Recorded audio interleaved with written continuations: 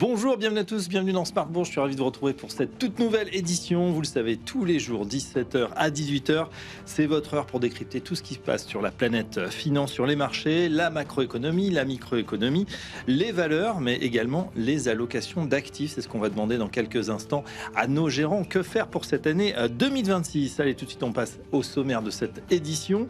Tout d'abord, on va parler des semi-conducteurs. C'est eux qui agitent la bourse aujourd'hui. Ils sont réellement en fusion avec des hausses spectaculaires et des résultats qui ne le sont pas moins.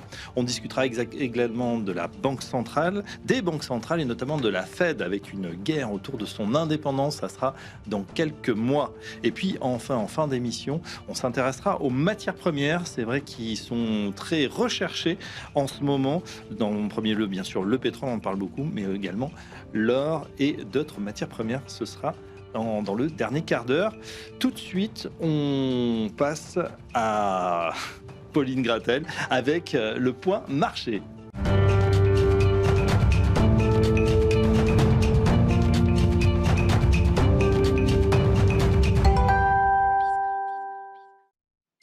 Pauline Gratel avec vous, comme tous les soirs, on fait le point sur ce qui s'est passé à la bourse, non seulement de Paris, mais d'ailleurs, avec, on le disait, ces semi-conducteurs qui sont en vedette, et notamment TSMC, après sa publication record. Oui, alors je voulais commencer par la tendance. Les indices rebondissent aujourd'hui aux États-Unis. Ils ouvrent dans le vert de 1% pour le Nasdaq, qui est donc tiré par les valeurs des puces électroniques grâce à TSMC. Nvidia, Micron et Broadcom gagnent environ 2%.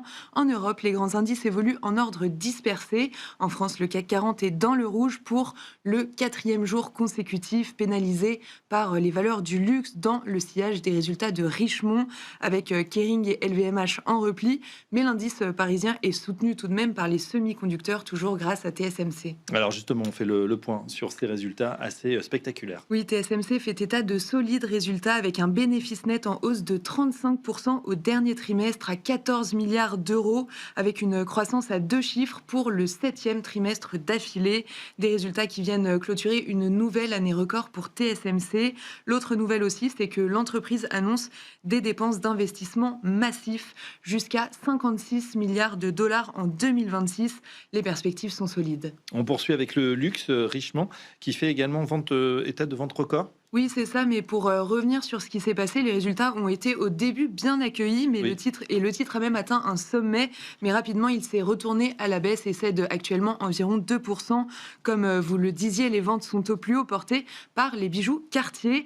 Les investisseurs, eux, s'inquiètent des marges. La pression exercée par le cours de l'or et les effets de change menacent directement la rentabilité. Autre publication, ce sont les banques avec, on démarre par Goldman Sachs. Oui, la 5e plus grande banque américaine fait état de bénéfices solides pour le 4e trimestre, portés par des revenus de transactions plus élevés et d'un gain unique provenant de l'arrêt de son partenariat avec Apple dans les cartes de crédit. En revanche, le chiffre d'affaires est inférieur aux attentes pour le dernier trimestre. Le titre est à l'équilibre dans les premiers échanges à Wall Street. On continue avec Morgan Stanley qui a publié également. Oui, le titre prend 4%. La banque fait état d'un bénéfice en hausse au 4e trimestre, soutenu par la banque d'investissement avec une forte hausse des transactions et les commissions sur les émissions obligataires qui ont presque doublé. Le PDG Ted Pick souligne une performance exceptionnelle en 2025 avec des revenus à plus de 70 milliards de dollars pour un bénéfice net de 17 milliards l'année dernière. Et bon, enfin, autre record, c'est BlackRock.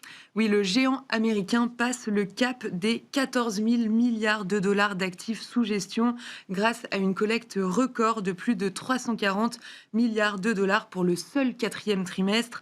Le montant des actifs sous gestion bondit de 20% par rapport à 2024. Le titre, lui, bondit de 5%.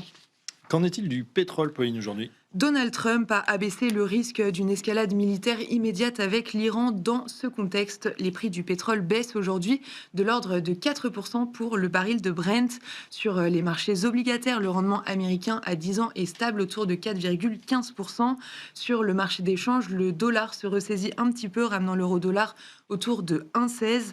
Du côté des métaux précieux, l'or et l'argent ont inscrit des records en série ces derniers jours et marquent le pas aujourd'hui. Et on termine avec le programme de demain. Demain, les investisseurs prendront connaissance de la production industrielle américaine pour le mois de décembre, ainsi que de l'inflation allemande en seconde lecture pour le mois de décembre également. Merci Pauline, qu'on retrouve également dans Smart Trade, tous les jours une petite anecdote sur ce qui fait le sel du marché. Merci Pauline. Allez tout de suite, place à Planète Marché.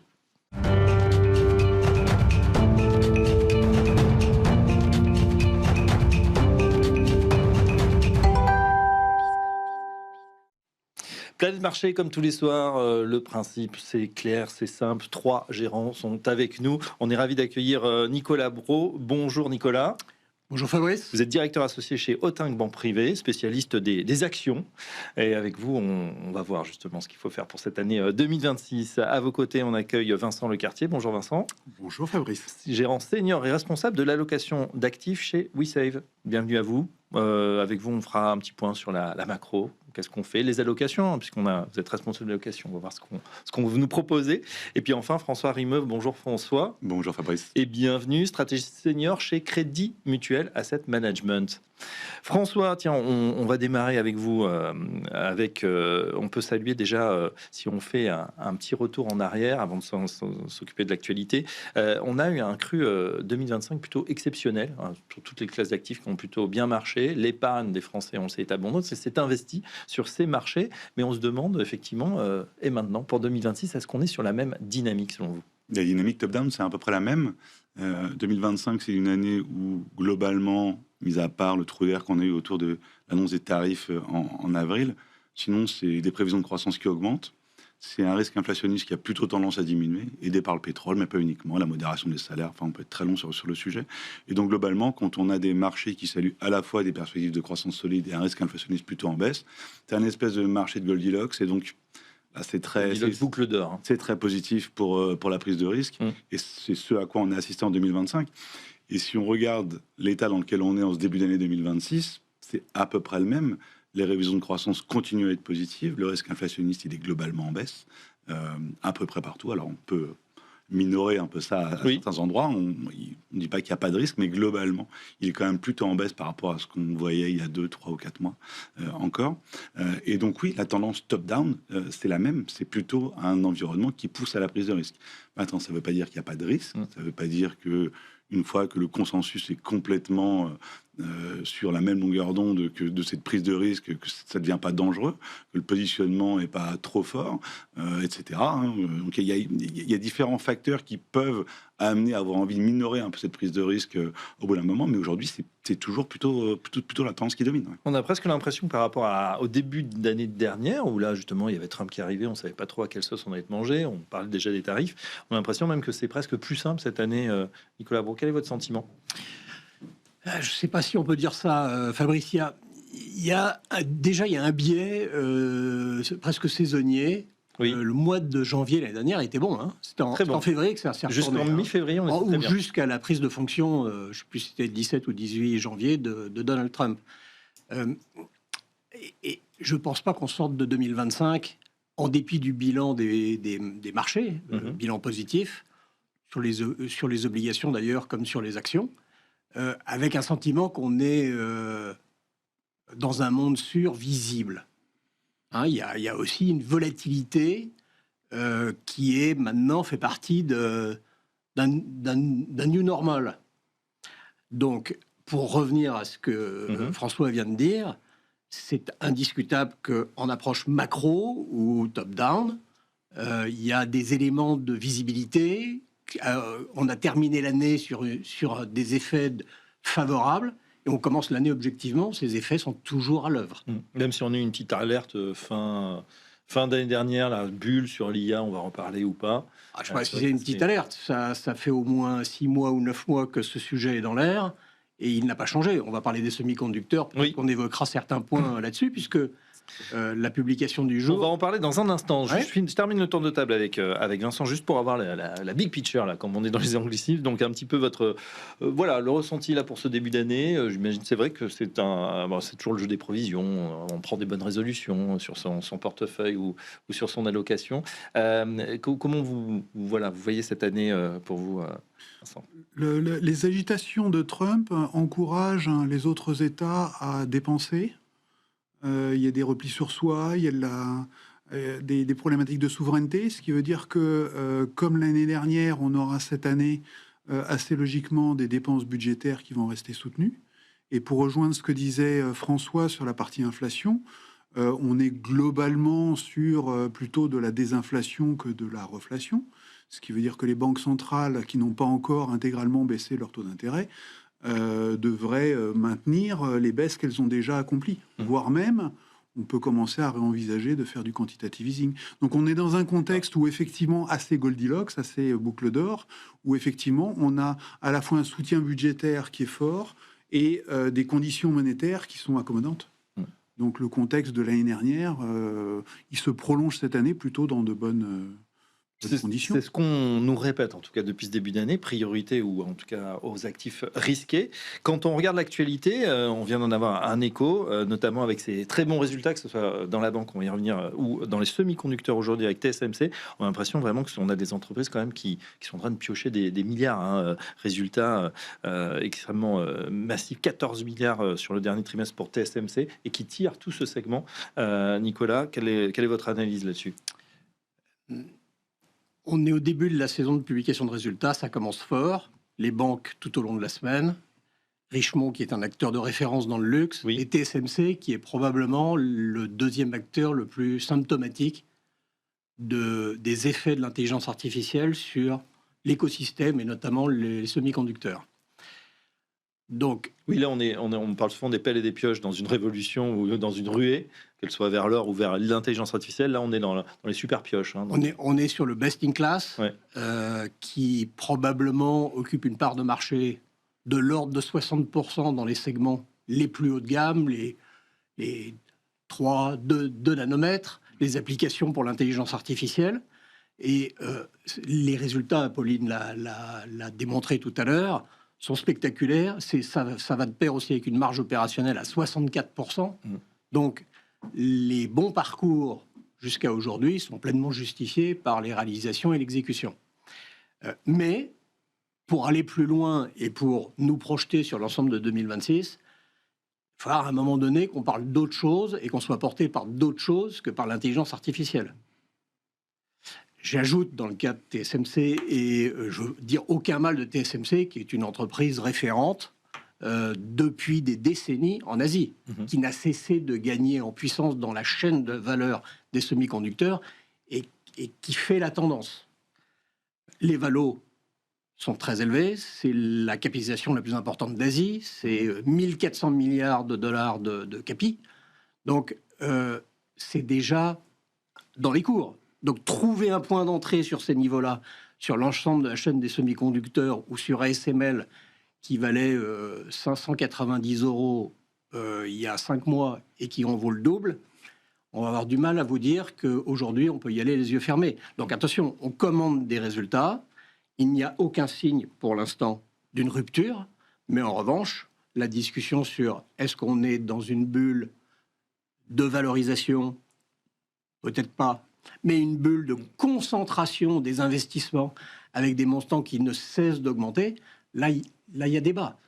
J'ajoute dans le cas précis de TSMC que ça n'échappera à personne, c'est une société taïwanaise, et dans les risques, même si on n'en sait rien, dans les risques de l'année, si la Chine devait accentuer sa pression sur Taïwan, sans envahir, même un blocus, TSMC produit l'essentiel de ces puces à Taïwan, et les diversifications de production en Europe et en Arizona ne vont pas suffire à ce stade. Donc, il n'y a aucun sujet qui soit sans risque. François l'évoquait tout à l'heure, et c'est vrai en macro comme en microéconomie. Oui, c'est vrai. On a également eu des publications sur le luxe.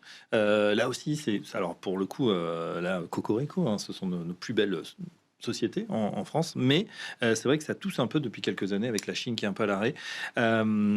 François, justement, sur ce segment, on a l'impression qu'on avait une embellie en début de séance et puis ça s'est un peu retourné. On voit que ça patine. Est-ce que c'est dû à la Chine toujours ?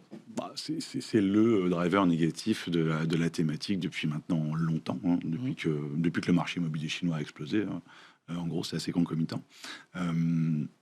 Maintenant, si on élargit un peu ce qui se passe sur le luxe, mais même de manière générale à toute une catégorie de sociétés qui ont historiquement très bien fonctionné, mais qui sont un peu délaissées par le marché, tout ce qui est qualité, tout ce qui est OROE, qui était cher à une époque, mais qui est beaucoup moins maintenant. On peut penser à certaines valeurs de santé, certaines valeurs de consommation, luxe ou autres. On voit une thématique qui est un peu en train de revenir. Effectivement, le marché est dominé par une concentration qui est très forte, que ce soit aux États-Unis sur la tech depuis X années, mais c'est vrai en Europe, en zone euro, avec les banques depuis un certain temps, qui tirent toute la cote à la hausse depuis au moins 2 ans maintenant. Et depuis quelques mois, on assiste à quand même à un peu de rééquilibrage avec d'autres secteurs qui sortent du lot. On voit que depuis le mois d'octobre, la tech a arrêté de surperformer aux États-Unis. Ça n'empêche pas le marché de progresser. Et donc, on assiste à un rééquilibrage qui est plutôt sain, où on n'est plus tiré uniquement par un ou deux secteurs, une concentration excessive qui peut paraître un peu risquée.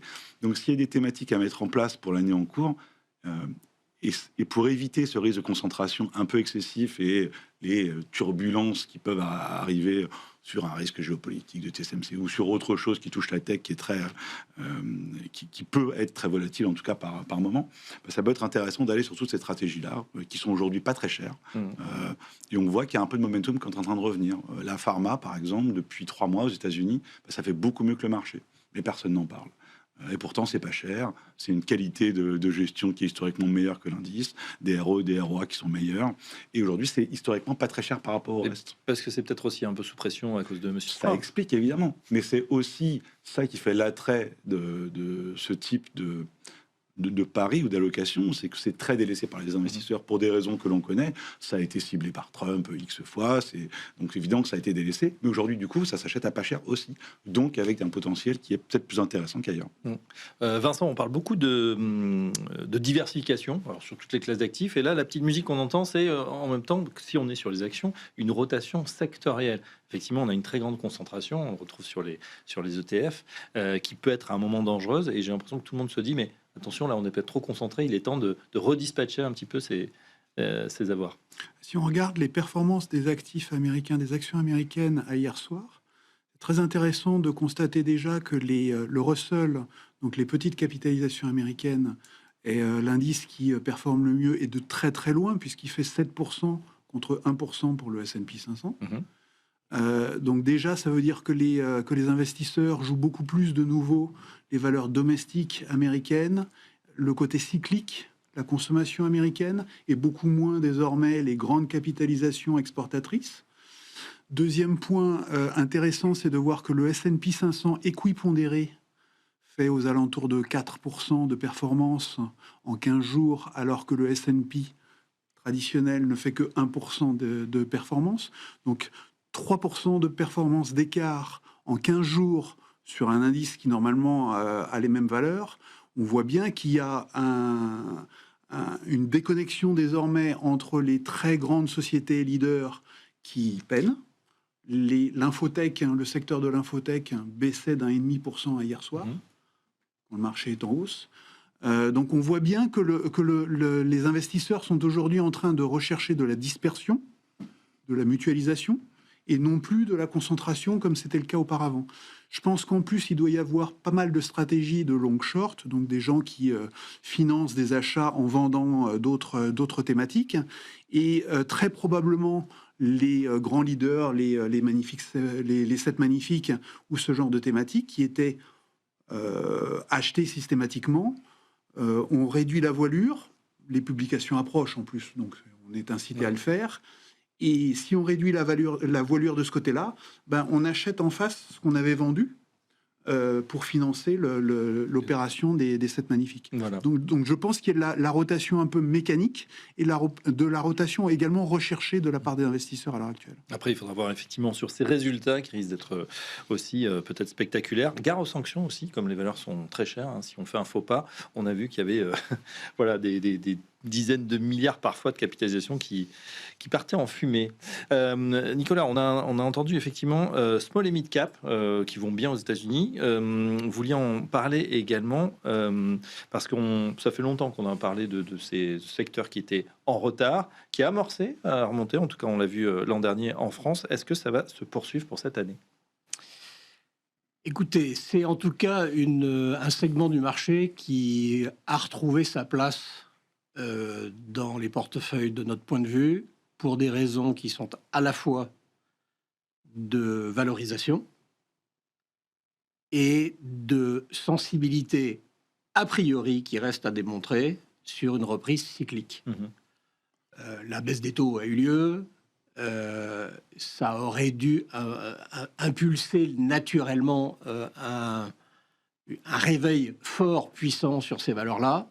Il manque un élément aujourd'hui, et nous étions au Forum Dodo la semaine dernière, qui est un forum qui est spécialisé sur les small et mid-cap européennes, françaises, allemandes en particulier. Et de tout ça, il ressort un biais plutôt positif,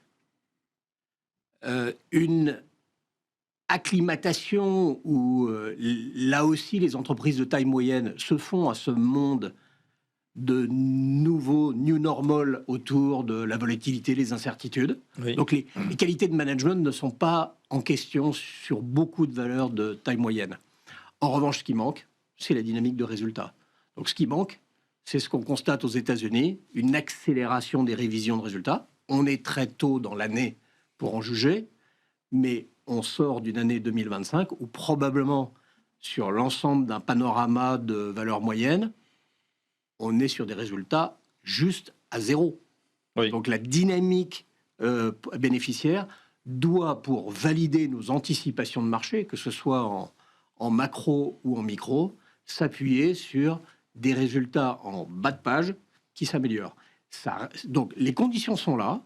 Mais il n'y a pas encore les indices tangibles. Voilà. Et ce qui ressort du discours, si on essaye de faire une synthèse, il y a évidemment d'énormes différenciations sectorielles. Il y a des secteurs qui ne vont pas bien du tout, l'automobile, la chimie, et puis d'autres qui ont une dynamique. Mais ce qui ressort de tout ça, c'est qu'il y a beaucoup d'actions, on appelle ça en anglais self-help, ou de restructuration, d'amélioration des coûts. Mais la question de l'amélioration des volumes reste un souhait plus qu'une réalité à ce stade. Très bien. Bon, voilà pour notre... Vous voulez ajouter quelque chose Non. On va passer à notre page macro. On va traverser l'Atlantique puisqu'il y a une question qui se pose. Bien évidemment, c'est celle de l'indépendance de la Fed. On sait que Jérôme Powell va céder son fauteuil dans quelques mois et certains disent, voilà, maintenant, là, on va avoir une Fed qui est complètement aux ordres de Donald Trump. Est-ce que c'est aussi votre analyse? Le feuilleton de la Fed. Il y a énormément de choses là-dedans. In fine, j'espère et je pense toujours aujourd'hui que le soutien à la fois politique mais dans d'autres institutions pour l'indépendance de la Fed sont suffisants. On l'a vu à la suite donc cette attaque contre Powell, de la vidéo qu'a posté Powell derrière, etc. Un certain nombre de faits, soutien d'un certain nombre d'anciens de la Fed, à la fois républicains et démocrates, ça c'est positif.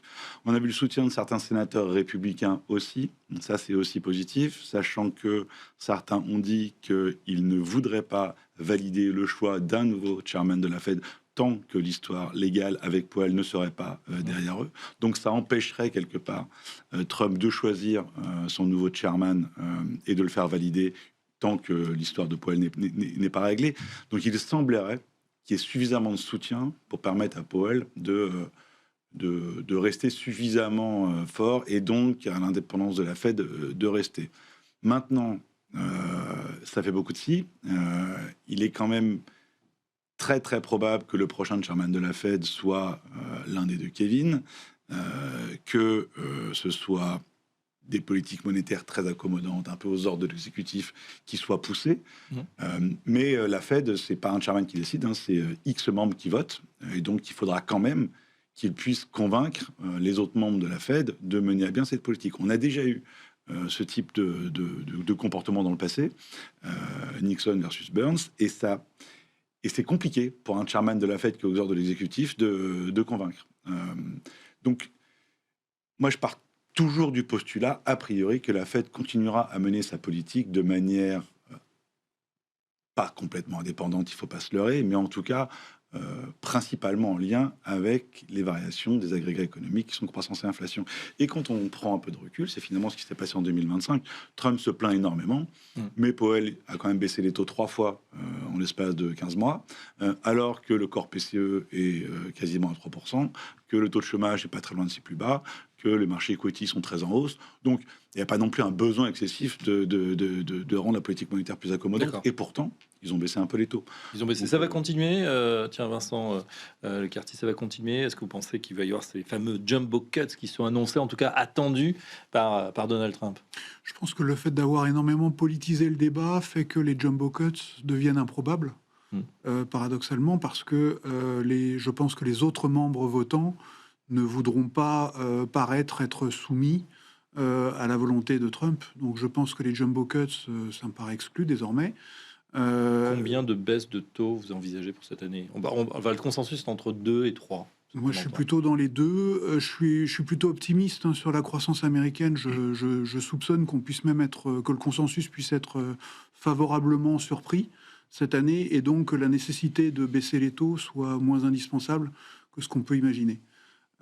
Parce que je pense que les soutiens budgétaires vont être forts cette année, les soutiens fiscaux vont être forts, que par effet de base, il y a un certain nombre de choses qui vont disparaître d'inflation d'une année sur l'autre, du fait des tarifs. Donc je pense qu'il y a des facteurs qui vont jouer positivement cette année. Je crois dans les gains de productivité. Vous êtes positif sur la croissance américaine, parce que c'est vrai que cette économie US, on la sent forte, mais alors, certains aspects, évidemment, on ne va pas les reciter, dans la techno notamment, mais faible aussi ou un peu fragile. On voit notamment des signaux faibles sur l'emploi qui disent que ça peut être un petit peu problématique en fin d'année. C'est une croissance en cas. Il y a une partie de la population des entreprises qui en profite énormément, et l'autre qui, sans dire qu'elle est en souffrance, en tout cas, elle est nettement moins bien portante. Ça, c'est clair. Je pense que le travail de l'administration Trump avant les élections de mi-mandat, ça va être effectivement de rassurer et de financer la partie basse du cas. Donc je pense qu'ils vont essayer d'envoyer des chèques aux ménages les moins à l'aise. Ça me paraît très évident. Ensuite, pour répondre à votre question sur les baisses de taux, pour moi, 2, ça me paraît largement suffisant. Et je pense qu'une des grandes choses qu'il faudra surveiller, c'est éventuellement l'évolution du dollar, parce que le consensus est très largement baissier, avec l'idée qu'il pourrait y avoir énormément de baisses de taux. Et si l'ampleur des baisses de taux ne vient pas, peut-être qu'il y aurait des surprises aussi sur le dollar, qui pourrait remonter au lieu de baisser. Oui, là aussi, poursuite de l'affaiblissement du billet vert, c'est ce qu'on... Enfin, le consensus. Là, on est à peu près à 1,16, 1,17, et on entrevoit les 1,20, 1,21. Voilà. Quel est votre scénario, Nicolas? Alors ça, sur ce point-là, il y a un an, sur le même plateau, c'était pas du tout la psychologie du marché, hein. Non, puisqu'on avait un Trump quand même assez conquérant. Depuis que le consensus est devenu très largement plutôt baissier dollar, le dollar ne baisse plus. C'est-à-dire depuis juillet. Juillet, c'est 6 mois, hein, c'est pas 6 jours. C'est pas pour ça qu'il est haussier, mais c'est intéressant d'entendre ce que dit Vincent, parce que le scénario d'un dollar qui remonterait sur l'euro en dessous de 1,10, peu de gens l'ont. Personne ne l'a. Alors moi, je suis plutôt dans le camp de croire que le dollar est soumis à des pressions politiques, administration Trump, ou politiques. Il y a, depuis un an, un changement de la perception qu'ont les investisseurs internationaux et parfois américains sur la qualité de la signature américaine, sur sa prévisibilité, sur sa gouvernance. Le sujet de la Fed, c'est un sujet de gouvernance, c'est la banque centrale du monde. Le fait qu'il y ait un pilote dans l'avion à la Fed, c'est quelque chose qui est important pour les marchés financiers, l'économie américaine, l'économie mondiale. Mais on entend beaucoup ce mot de dédollarisation, c'est-à-dire les pays qui voudraient se délaisser un peu de leur billet vert, qui font de l'accumulation sur l'or ou des monnaies de réserve, qui regardent les cryptos. Oui, enfin, la réalité, c'est que vous voyagez dans le monde entier. Le dollar, vous pouvez vous pouvez acheter n'importe quelle devise locale avec du dollar. Donc, oui, il y a cette volonté de se désensibiliser, mais quand vous êtes chinois et que vous vendez beaucoup aux États-Unis, vous gardez beaucoup de dollars et de bons du trésor. Donc, c'est pas tellement ça. Moi, c'est plus le côté du forex et du dollar, eu égard à la dynamique de croissance où vont les taux d'intérêt, mais aussi la perception qu'on a des États-Unis. L'administration américaine, en tout cas Trump, est entouré de certains conseillers qui sont ouvertement baissiers sur le dollar. Maintenant, ça va par étapes. Donc, tant qu'on est sous les 1,20, on est dans le même consensus. C'est vraiment une question. Donc, en fait, je ne réponds pas à votre question. Hein. On a aujourd'hui des publications en Europe d'entreprises, et on va les avoir aux États-Unis un peu dans l'autre sens. Nous sommes beaucoup plus exportateurs que les entreprises américaines, mais où l'effet change est massif. Chez Richemont, aujourd'hui, c'est 10 points. Hein, c'est 4% publiés. Alors, pardon, c'est 11% en organique et 4% publiés. Donc, il y a un delta de 7 points. C'est massif. Mais peut-être qu'on a aussi vécu le pic, parce que l'année dernière, à la même époque, c'était le point le plus haut du dollar. Oui, paradoxalement, du coup, un dollar qui remonterait ne serait pas forcément mauvais pour, en tout cas, nos grandes entreprises exportatrices, celles du luxe, en particulier, peut-être on pense aux spiritueux, aux autres, ceux qui libellent beaucoup en dollars. Oui, pour la machine... Enfin, l'Europe, 50% des profits en Europe, des sociétés européennes sont réalisés en dehors d'Europe.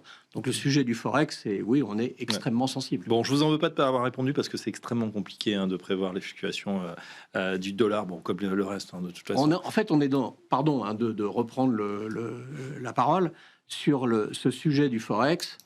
On est finalement dans un environnement stable depuis 6 mois, alors qu'on a l'impression d'une instabilité chronique dans notre environnement. C'est ça qui est intéressant. L'Europe, justement, on en parle. Est-ce que l'an dernier, déjà, c'était un petit peu la revanche de l'Europe, notamment avec les performances, avec le taux de change, ajusté du taux de change. Est-ce que on va continuer cette belle performance? On entend beaucoup que ça va être l'année de l'Europe. François Rimeux. C'est possible. On n'est pas du tout négatif sur les equities européennes, nous, aujourd'hui. Sur le côté macro, on a plutôt eu des bonnes nouvelles, globalement. On tape beaucoup sur la France depuis très longtemps, mais finalement... La France, sur le côté macro, depuis 3 mois, c'est quasiment que des bonnes nouvelles, que ce soit sur les PMI, sur la consommation, sur les intentions d'investissement, etc. Donc ça, c'est plutôt positif. On a évidemment ces espoirs liés au plan de relance allemand, alors même s'il est en retard, même si les Allemands mettent toujours beaucoup de temps à dépenser, in fine, on a quand même un impulse fiscal et budgétaire qui sera positif en provenance d'Allemagne. Ça va se déployer en fait cette année, il y a eu les annonces et ça commence à se déployer. Depuis septembre 2025, ça a été clairement voté, donc 2026, on va avoir les premiers effets bénéfiques, ce sera sûrement plus fort en 2027, mais 2026, ce sera déjà meilleur que ce qu'on a eu en 2025. Donc on a plein de raisons de penser que ça puisse continuer à s'améliorer tendanciellement en Europe, et puis de toute façon, il y a quand même un énorme frein qu'on a perdu, c'est les prix d'énergie très très élevés qui nous ont pénalisés pendant très longtemps. Oui. Et les prix d'énergie sont très très bas. Et on sait que ça diffuse avec retard dans différentes sphères de l'économie, consommateurs, entreprises, en fonction des différents secteurs. Et on a toujours du mal à apprécier ces effets positifs de second rang qui sont compliqués à calculer. Et qui sont longs surtout. Et qui sont longs. Et donc à la fois sur l'inflation, ça a des effets positifs dans le temps, pas uniquement sur ce qui est stricto sensu lié au prix du pétrole, mais aussi sur les différents secteurs. Donc tout ça joue positivement. Et effectivement, le côté euro en hausse qui pénalise toutes les variations de bénéfices, ça aussi c'est derrière nous. On n'est pas certain que l'année 2026 soit un bis repetita que 2025, pas du tout. 1 euro à 1,25, nous ça nous paraît quand même difficile à imaginer. Donc je dis pas que ça va aller à 1,10, mais si on reste entre 1,15 et 1,17, on va pas avoir cet effet négatif qu'on a eu en 2025. Donc oui, ça peut continuer à s'apprécier, la zone euro. Très bien. L'Europe en pointe pour cette année, Vincent Lecartier, c'est quelque chose qui recherchez, que vous recommandez peut-être à vos clients? Moi, j'en ai toujours regardé, mais toujours avec la conviction que les États-Unis restent, eux, en pointe. Que de toute façon, avec l'IA, s'il doit y avoir une infusion, une diffusion de l'IA aux autres secteurs que ceux à proprement parler de la techno, ça se fera en priorité aux États-Unis, puisque l'imbrication elle est naturelle aux États-Unis, entre le top de la tech et le reste des secteurs. Donc pour moi, la priorité des investissements, ça reste les États-Unis. Je pense qu'il faut garder... En termes d'allocation, tiens, ça donne quoi? Donc si on a une poche action, on fait quoi? La moitié des États-Unis, si on Moi, je reste grosso modo sur 2 tiers États-Unis avec un gros biais techno, une poche, on va dire ensuite équilibrée entre l'Asie et l'Europe. La réflexion qui commence à couver, c'est celle de repondérer un peu plus l'Angleterre. parce que c'est un pays qui a beaucoup de représentations de bancaires et de matières premières dans les indices. À l'évidence, la thématique de fusion dans les secteurs des matières premières est en train de monter en puissance. L'intérêt des investisseurs pour ce thème, on a beaucoup regardé l'année dernière les métaux physiques, mais je pense qu'il faut regarder de plus en plus aussi les industriels et les entreprises elles-mêmes. Donc je pense qu'il y a quelque chose à faire sur la thématique des matières premières, et ça on le retrouve dans quelques pays émergents, on le retrouve beaucoup dans la côte anglaise. Donc à l'intérieur de l'Europe, je pense que l'Angleterre peut mériter un regard particulier, surtout elle a été très délaissée par les investisseurs sur les dernières années. Donc je pense que le risque est faible, le rendement risque me semble assez attrayant. Moi, j'aime toujours beaucoup le Japon pour son côté techno également, et je dirais la remise à plat qu'ils ont fait depuis quelques années, d'essayer de favoriser de nouveau l'actionnaire, en nettoyant un petit peu les chaebols, ce genre de choses, enfin nettoyer les holdings. Voilà, moi j'ai une position assez équilibrée entre Europe et Asie, mais une grande dominante. Joker sur l'Angleterre et puis le Japon un petit peu. Exactement. Justement, Nicolas Broche, sur cette allocation, qu'est-ce que vous regardez en priorité, comment vous allez répartir pour cette année?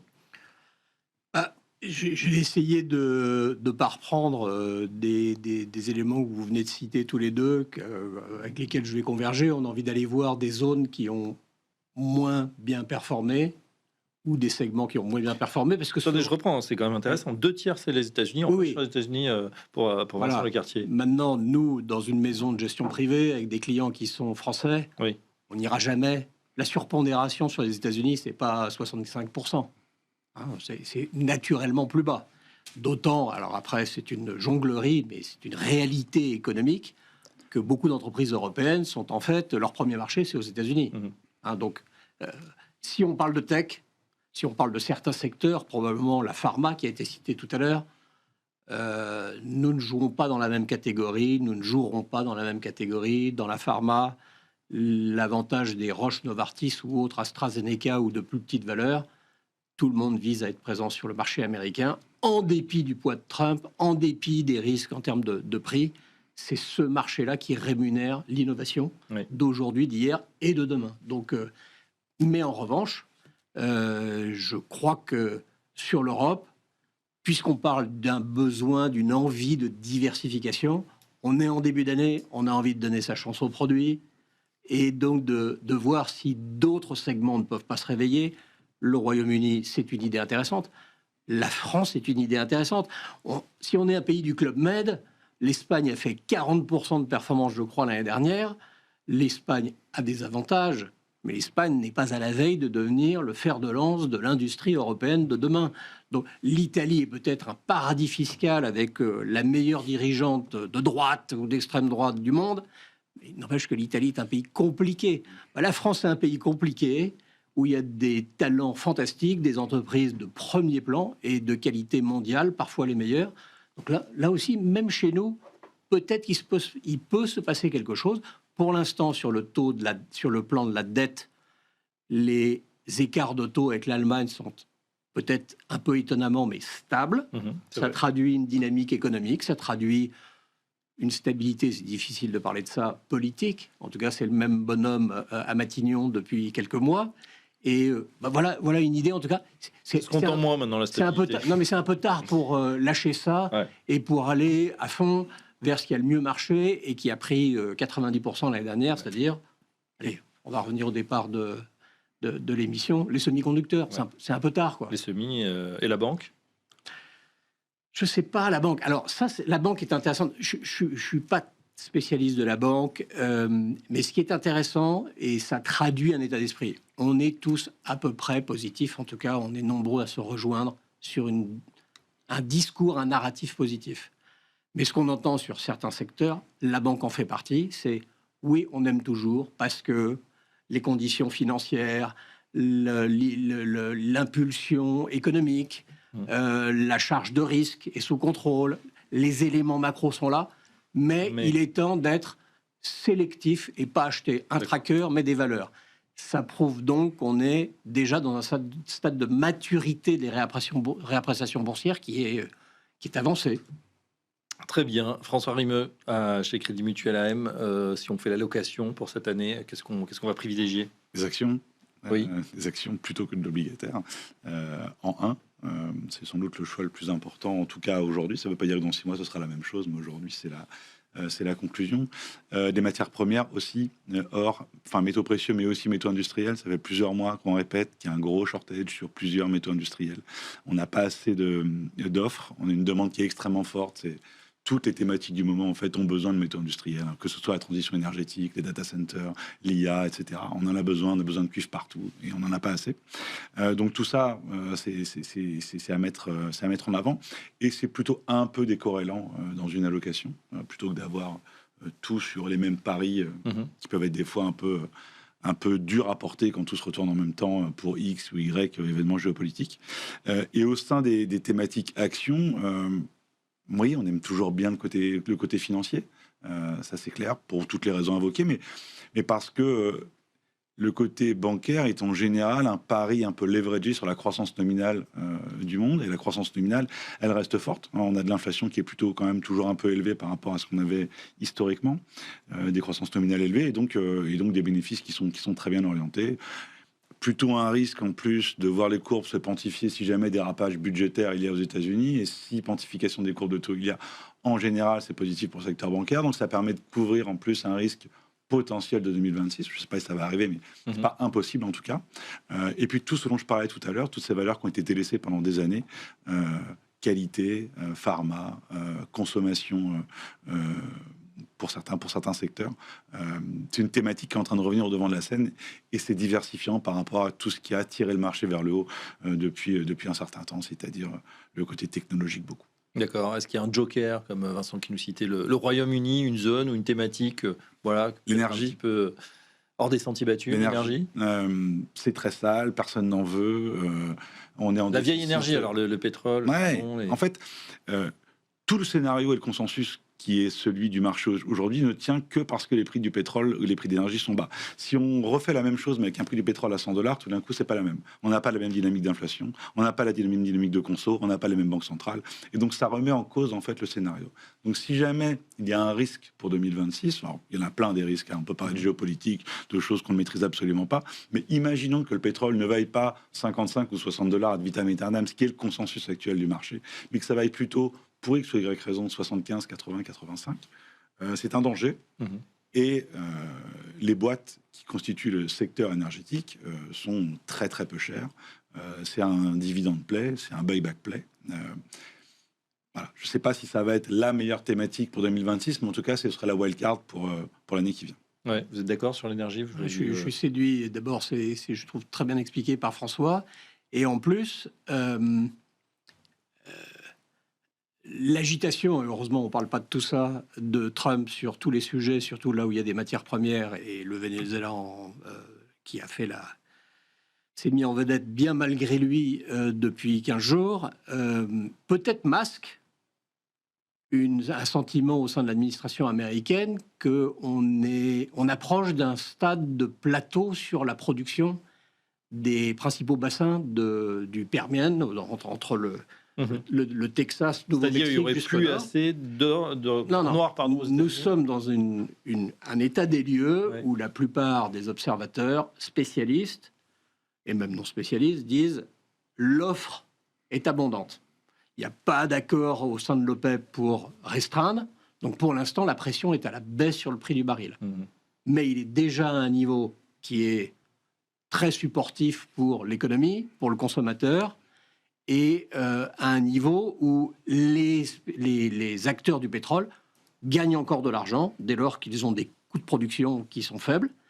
Et on a en effet un argument de valorisation et de rendement qui est très séduisant. Donc si d'aventure on avait un pétrole qui revient à là où on était lorsque Trump a pris ses fonctions, ce secteur aurait vocation à se réapprécier. D'accord, bon ben voilà pour pour ces allocations, ces idées d'investissement pour ceux qui en manquaient. Voilà, c'est intéressant d'avoir les avis des uns et des autres et vos analyses, hein, parce que c'est pas que des avis, vous travaillez un petit peu derrière, on le sait. Merci en tout cas à nos experts du jour. Nicolas Brault, je rappelle que vous êtes directeur associé chez Auting Banque Privée. Merci Nicolas. Merci. Vincent Lecartier, gérant senior responsable d'allocation d'actifs chez WeSave. Merci. Et enfin François Rimeux, stratégiste senior chez Crédit Mutuel Asset Management. Merci François. Voilà, dans quelques instants, la suite et on va reparler des matières premières. À tout de suite.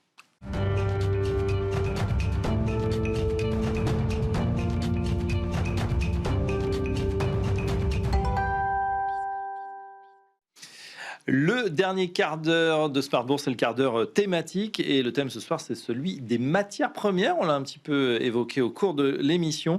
Bien sûr, le pétrole hein, qui reste la grande variable macroéconomique sous l'impulsion bien sûr de la géopolitique. Et nous vous proposons tout de suite de revisionner l'interview de Benjamin Louvet, le directeur de la recherche de la gestion matières premières d'Ophi Invest Asset Management. Il était l'invité de Grégoire Favé il y a quelques jours. Il parlait notamment du Venezuela, un pays, on le sait, avec les réserves les plus importantes au monde. On l'écoute tout de suite.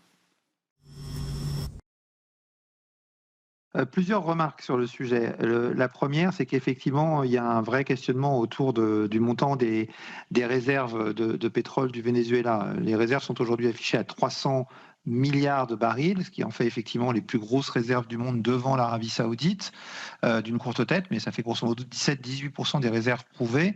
Alors prouver est un bien grand mot parce qu'en fait, cette estimation, elle est basée sur des chiffres qui ont été communiqués à l'époque de Chavez au Venezuela et qui sont une extrapolation d'un modèle qui a été exécuté sur une partie du territoire vénézuélien. Donc on peut se poser la question de la véracité de ces données, d'autant plus qu'il y a un organisme très sérieux, un consultant spécialiste des énergies qui s'appelle Rystad Energy, qui a publié une étude courant 2024 dans laquelle il faisait état de réserves qui seraient plutôt autour des 30 milliards de barils. Alors c'est déjà beaucoup, hein, mais c'est quand même beaucoup moins que 300 milliards de barils, effectivement. Le deuxième point qui se pose comme question, c'est de savoir combien de temps il faudra pour relancer la production. La première chose concernant ce sujet, c'est que la situation politique n'est pas stabilisée au Venezuela. On le voit bien. Hein. Delcy Rodriguez a au début annoncé qu'elle jouerait le jeu avec les Américains pour finalement reprendre la main et dire que le Venezuela n'était pas en quelque sorte un paillasson et qu'il continuerait à gouverner. Ce qui a amené Donald Trump à la menacer de la façon la plus violente qui soit en disant que son sort pourrait être pire que celui de Maduro. Donc on a une situation qui est compliquée et qui n'exclut pas que les États-Unis aient encore besoin d'intervenir s'ils veulent vraiment stabiliser la situation. Et puis ensuite, il y a une autre question qui se pose, c'est que le pétrole vénézuélien est un pétrole très lourd, qui n'est pas forcément un pétrole très recherché parce qu'il demande à être mélangé pour arriver à être raffiné. Les raffineries ne sont pas tellement équipées pour traiter ce type de pétrole, mais il peut intéresser les Américains parce qu'il faut savoir que le pétrole de schiste que les Américains ont beaucoup développé ces dernières décennies est un pétrole, lui, très léger. Donc en mélangeant les deux, ils peuvent arriver à obtenir un pétrole qui a un niveau moyen de densité qui convient à leur raffinerie.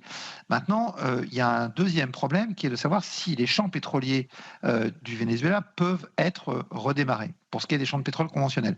Et notamment, une question se pose autour du champ de Maracaibo, qui est le plus gros champ pétrolier du pays, parce que l'ancien directeur des installations de la compagnie nationale vénézuélienne, PDVSA, qui maintenant est exilé aux États-Unis, a, il y a quelque temps, dans une interview, montrer son scepticisme quant à la capacité de redémarrer correctement ce champ pétrolier parce qu'il a été arrêté de façon un peu anarchique et que la production pétrolière est quelque chose d'assez complexe et il n'est donc pas du tout certain qu'on puisse redémarrer ce champ pétrolier. Et puis il y a un dernier point, c'est que avant de pouvoir relancer l'exploitation de ce pétrole, il va falloir mettre les installations à niveau, ce qui va prendre du temps, demander beaucoup d'argent. Et puis, comme ce pétrole est très lourd, il va falloir, je le disais, le mélanger pour ensuite le faire passer dans des pipelines. Donc, ça veut dire construire des infrastructures pour mélanger ce pétrole, ensuite construire des infrastructures de transport. Donc, ça va être des investissements très lourds. Et d'ailleurs, le patron d'Exxon a été relativement prudent sur le sujet quand on l'a interrogé depuis les déclarations de Donald Trump et l'intervention au Venezuela, de même que le patron de ConocoPhillips.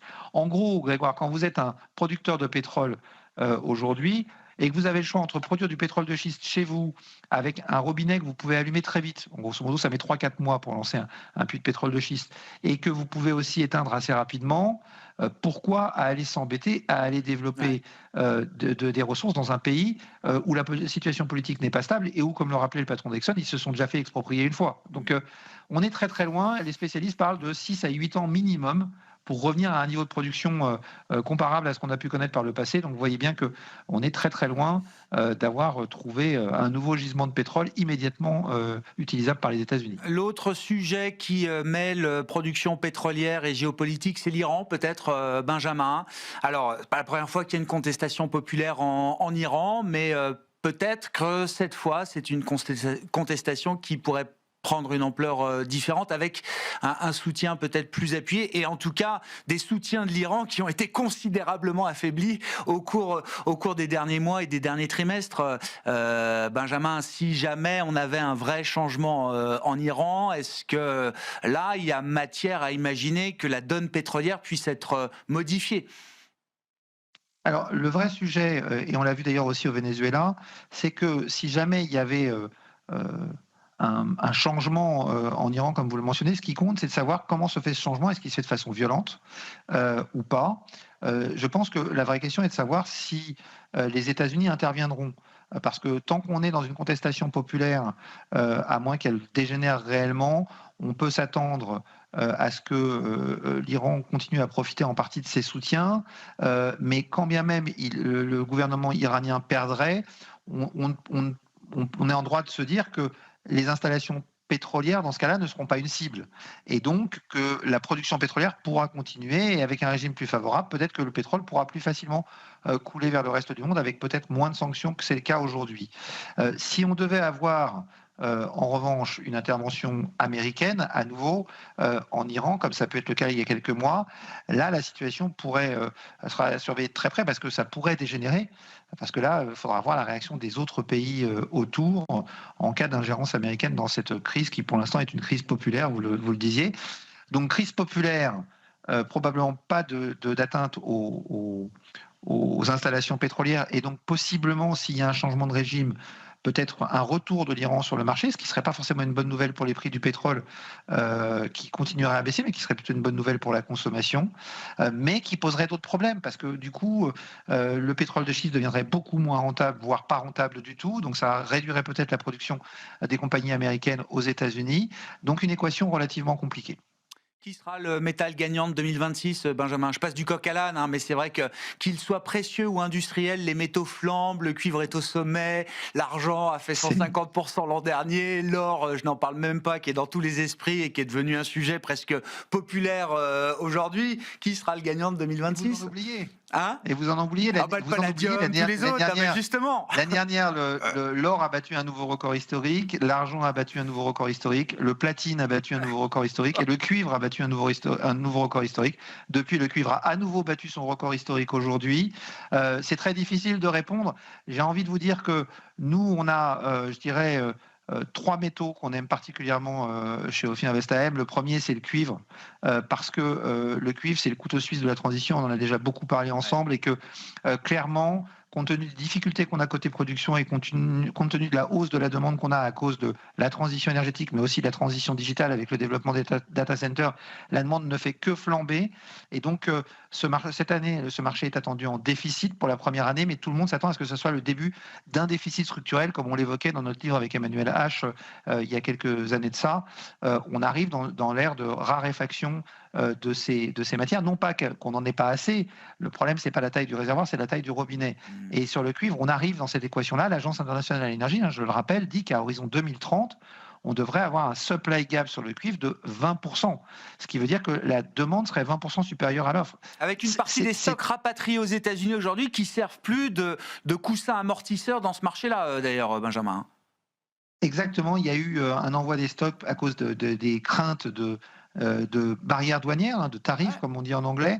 Finalement, le cuivre raffiné a été exclu de la base taxable. Néanmoins, ce cuivre reste aux États-Unis aujourd'hui parce que c'est pour les maisons de négoce un moyen de faire de l'argent. Le cuivre est stocké à moindre prix.